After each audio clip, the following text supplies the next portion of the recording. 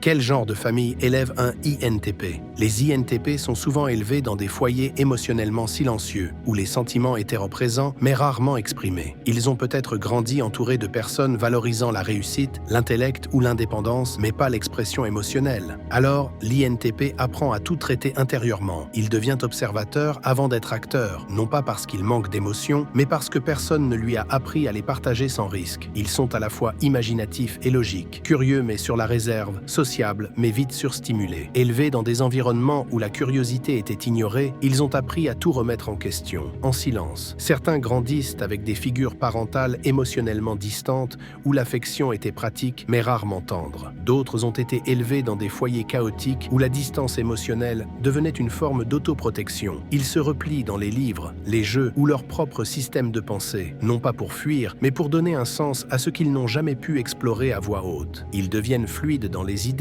mais incertains face aux émotions.